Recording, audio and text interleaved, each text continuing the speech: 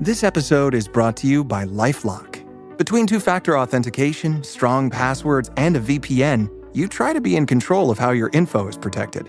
But many other places also have it, and they might not be as careful. That's why LifeLock monitors hundreds of millions of data points a second for threats. If your identity is stolen, they'll fix it, guaranteed, or your money back. Save up to 40% your first year. Visit lifelock.com/podcast for 40% off. Terms apply. Hey everyone, I'm Dan Bova, a writer and editor here at entrepreneur.com, and welcome to another snack-sized edition of our show, How Success Happens. Every week, I'm digging into the archives and giving you a quick hit of inspiration from one of the incredible people that I get to talk to on this show. So today, I thought we'd go back to an interview I had with Natalie White, who is the founder of Moola Kicks, the first high-performance basketball sneaker designed specifically for women. So I spoke to Natalie back in 2023, and two things really stand out to me about that date. One, that this incredible founder was just 24 years old at the time, and two, how on earth were there no high-performance basketball sneakers designed specifically for women before 2023. Anyway, I'm bringing this conversation up because Moola Kicks found itself in the center of a big issue with the WNBA this summer. Not a great one. In a nutshell, Courtney Williams, who's the all-star guard for the Minnesota Lynx, was fined multiple times by the WNBA for wearing Moola Kicks during games. And she was told she would have to obscure the logo or face even more fines or even possibly suspension. Now, the issue here is that brands are required to negotiate a deal with the league in order to have their logos seen on the feet of WNBA star players in action. And Natalie didn't share the exact amount they were looking for, but she told the New York Times that the deal was, quote, prohibitive to a growing company like hers. So we're going to have to see how this all plays out, and I'm sure we will be hearing a lot more about this in the news. So I thought it'd be cool to go back to this conversation that I had with Natalie and learn how Moola Kicks came to be in the first place.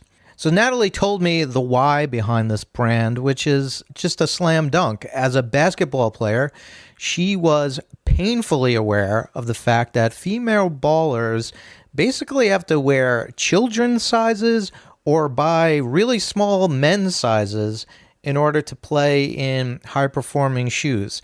Now, she told me a woman's foot and a man's foot are not the same shape, and says she was sick of ending a game with her feet burning, sweating, aching, have blisters all over them. So she went about making her own line with an inner fit designed specifically for women. So here's how she says she took the first step to launching her own sneaker company. Because Moola as a brand, being focused only on women's basketball, we actually are creating more financial opportunity for players within the sport. And so we wanted something twofold, right? And I go out to everybody and say, oh, what should we make the name? And eventually we land on Moola, which is, of course, slang for money, balancing both of those things. Right, and from there, you form the company. I got a great set of advisors, and I started making that inner fit with medical experts, trainers, and the like to build the bones of the first sneaker. And were you designing them, the look of them, or did you bring people in to do that? How did that part come about?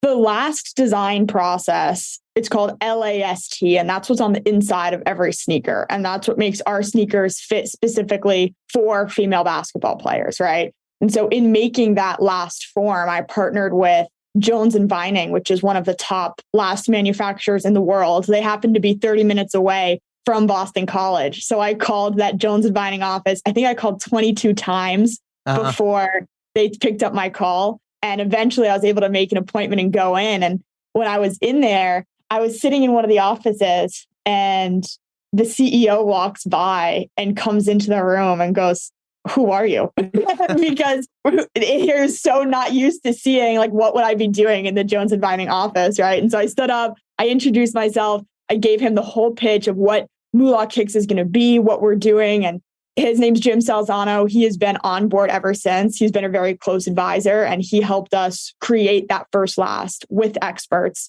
to make sure it has the perfect fit. And from there, we were able to start the design process, the development process, and then ultimately the production and merchandising process.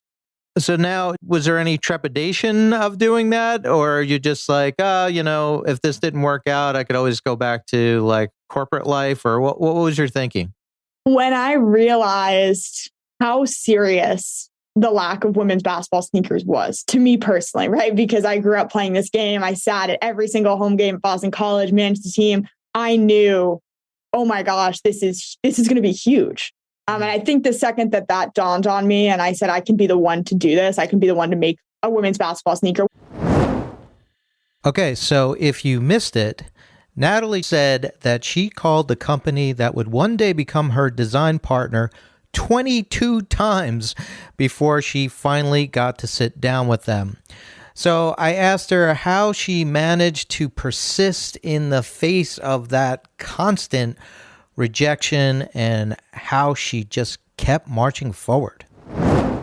We don't care, and women's basketball players, everyone who was supposed to care, who the brand is for, loved it and couldn't wait for the sneakers to come out. And I think that's really what fueled it. Is I said, we're not reliant on what random people think. It's all about, does this resonate with our target consumer? What are we doing to make sure that this brand is as reflective of the wants and needs of our target consumer as possible, ignoring and almost getting excited by all of the other perspectives and saying, what a great showing of why we are going to be able to match the needs of this consumer better. Gotta love that fire, and I'm sure it will carry over into her fight with the WNBA.